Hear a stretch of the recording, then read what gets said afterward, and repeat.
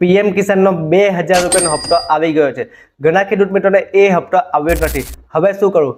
ખેડૂત મિત્રો ગભરાશો નહીં। આ વિડીયોને તમે સેવ કરી લો અને તમામ ખેડૂત મિત્રોને આ વિડીયોને પહેલા શેર કરી દો।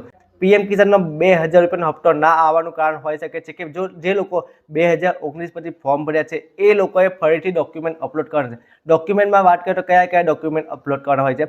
આધાર કાર્ડ, ખેતરની સાતબારની નકલ અને જે વ્યક્તિ આપણા પરિવારમાં આપણા પિતા મરી ગયા તો એમનો મરણનો દાખલો અને એમનો આધાર કાર્ડ, આવા તમામ ડોક્યુમેન્ટ ફરીથી અપલોડ કરવા છે। આ ડોક્યુમેન્ટ ક્યાં અપલોડ કરવા છે? પીએમ કિસાનની ઓફિશિયલ વેબસાઇટ પર અપલોડ કરવા છે। pmkisan.gov.in વેબસાઇટ પર તમારે આ ડોક્યુમેન્ટ અપલોડ કરવાના છે। અપલોડ કરવા માટે એક નવું ઓપ્શન આવ્યું છે, અપડેટ મિસિંગ। એના પર જઈને તમારે અપડેટ કરવાનું છે। અપડેટ કર્યા બાદ તમારે જરૂરી વિગત ભરવાની છે। જરૂરી વિગત ભર્યા બાદ એમાં ડોક્યુમેન્ટ અપલોડ કરવાનું છે।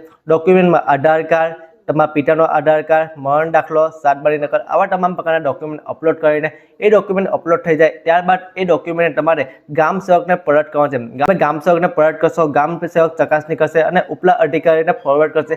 ત્યારબાદ એ ડોક્યુમેન્ટ ચકાસણી થશે અને પણ ડોક્યુમેન્ટ હશે એ બરાબર હશે તો તમારા પીએમ કિસાનનો હપ્તો જમા થઈ જશે।